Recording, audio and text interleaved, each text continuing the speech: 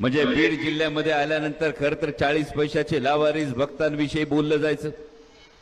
या 40 पैशाचे लावारिस भक्त हे सोशल मीडियावर दाना टाकायला लागले। आले 3000, आले 3000, आले 3000। बघायची का गंमत 3000 ची? बघा आता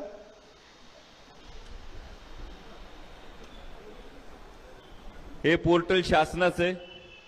मुख्यमंत्री माझी लाडकी बहीण जवळ घेऊन बघा। एकूण आलेल्या अर्जांची संख्या याच्यावर आहे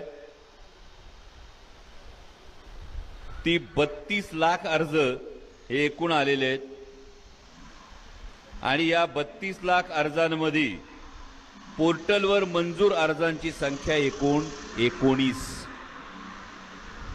सरकारचं पोर्टल आहे, सरकारच्या पोर्टलवरची माहिती आता माझी लावारिस भक्तांना विनंती, घाईघाईनी पोर्टल तरी अपडेट करा, नाहीतर सांगा पोर्टल अपडेट झालं नव्हतं। विरोधक असाच आरोप करतायत। 32 लाख अर्ज आलेत पोर्टलवर दिलेले आणि पोर्टलवर मंजूर असलेल्या अर्जांची संख्या सांगितली जाते 19 आणि 40 पैशाचे लावारिस भक्त आहेत। दाना टाकायला आले का मावशी? 3000 आले का अकाउंट मध्ये? हा ते भक्त तर टाकायलेत 3000 आले, 3000 आले, 3000 आले। कारण गंमत ही फक्त लाडकी बहीण योजना नाही, ही लाडकी पडदा योजना आहे। ज्या पद्धतीने आम्ही आतापर्यंत लहानपणी ऐकलं होतं चप्पल खरेदी करता येते, सुपारी खरेदी करता येते, कपडा खरेदी करता येतो, पण या महाराष्ट्रानं कधी ऐकलं नव्हतं की आमदार आणि मंत्री सुद्धा खरेदी करता येतात। ते या भारत अर्थ विभागाची जबाबदारी माझ्याकडे आहे। आज माझ्या मायमाऊली बसल्यात।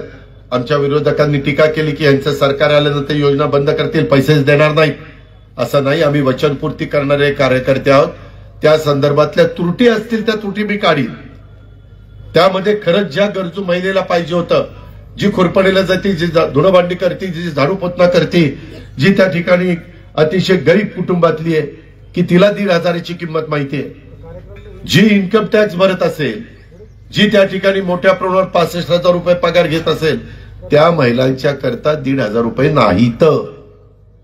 गरीब महिलांच्या करता ज्यांचं 2.5 लाख रुपयाच्या आतमध्ये वर्षाचं उत्पन्न आहे, 2.5 लाख काही कमी नाहीये, म्हणजे 20,000 रुपये 21,000 रुपये साधारण त्याच्या आतल्या महिलांना आपण ते देतोय महिना 21,000च्या आत।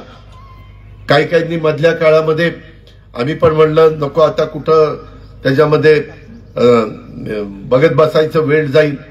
आता मात्र माझी तमाम माझ्या महाराष्ट्रातल्या मायमाऊलींना, माझ्या लाडक्या बहिणींना माझं आव्हान आहे की ज्यांचं उत्पन्न 2.5 लाखाच्या वर असेल, त्यांनी जसं मध्ये पंतप्रधानांनी आवाहन केल्यानंतर जे सवलतीचा गॅस सिलेंडर घेण्याची गरज नाही अशांनी गॅस सिलेंडर सवलतीचे घ्यायचं बंद केलं, तशा प्रकारे आपल्या गरीब महिलांच्या करता ही स्कीम आहे।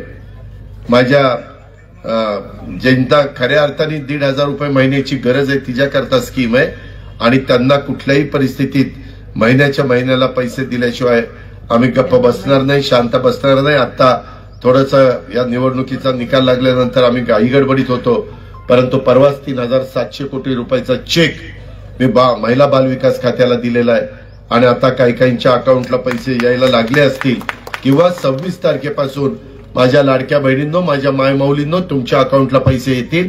काय करायचं हा तुमचा अधिकार आहे, तुम्ही त्या पद्धतीने करा। शेतकऱ्यांना तुम्ही पण काळजी करू नका। तुम्ही म्हणाल काय लाडक्या बहिणी आम्ही काय दोडके भाऊ झालो का? तुम्ही अजिबात नाही, तुम्ही पण लाडक्या। तुमच्याही संदर्भामध्ये सतत आम्ही पंतप्रधानांची, अमित भाईंशी, शिवराज चव्हाणांशी ज्या केंद्रातल्या गोष्टी असतील त्या केंद्राकडनं करून घ्यायच्या, ज्या राज्याच्या गोष्टी असतील त्या राज्याच्याकडनं आम्ही लोकांनी करायच्या।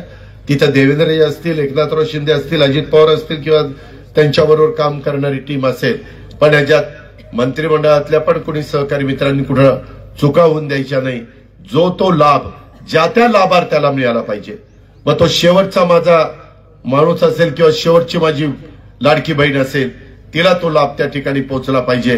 पुढं करणाऱ्यांच्या करता ह्या योजना नाहीत, खऱ्या गरजू लोकांच्या करता, गरजवंतांच्या करता ह्या सगळ्या योजना आहेत। ह्याची पण आपण नोंद कृपा करून सगळ्यांनी या निमित्तानं घ्यावी। आज पक्षामध्ये अनेकांच्यामुळं वेगवेगळे सहकारी मित्र, मग आमचे त्याच्यामध्ये भाऊसाहेब गोरे असतील, इतर पण काही वेगवेगळ्या सहकाऱ्यांनी पक्षामध्ये प्रवेश दिलेले आहेत, देण्याच्याकरता प्रयत्न केलेला आहे. माझी विनंती आहे की जनमानसात चांगली प्रतिमा असणाऱ्यांना प्रवेश द्या. त्यामध्ये उगीच एखाद्याला असा प्रवेश दिला आणि तो कुणाला फसवाफसवी करत असेल, आमच्या ग्रामीण भागात म्हणतात ह्या बोटाचा थुका त्या बोटाला, याची टोपी त्याला, अशा पद्धतीनं अशा लोकांना अजिबात प्रवेश देऊ नका. नवीन पिढी खूप आहे, तरुण आहे, तरुणी आहे, त्यांना पण त्या ठिकाणी आपण आपल्या बरोबर घेऊया. काही जुने अनुभवी थोडेसे बाजूला पडलेले होते, ज्याचा उल्लेख मगाशी अरविंदरावांनी आपल्या भाषणामध्ये केला. काही जण, मी समजा पुणे जिल्ह्याचा अनेक वर्ष पालकमंत्री, आता पण मी आहे.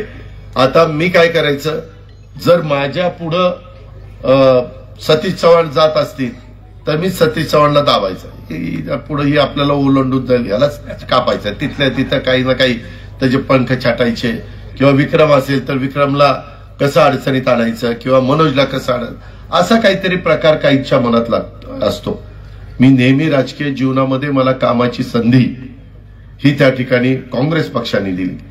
स्वर्गीय राजीव गांधी वारले, परंतु पवारसाहेब मुख्यमंत्री असताना 91 साली मला खासदारकीची उमेदवारी मिळाली होती. मी फार तरुण होतो, सगळ्यात तरुण आमदार खासदार म्हणून मी निवडून गेलेलो होतो. आणि तेव्हापासून महाराष्ट्रातल्या जनतेने मला नेहमीच साथ दिली. मी पण मागे वळून बघितलं नाही. माझंही कामाची पद्धत, चांगल्या कार्यकर्त्याच्या पाठीशी आपण उभं राहायचं. इथं मनोज कायंदे बसलेत, निवडणुकीच्या 1 महिना आधी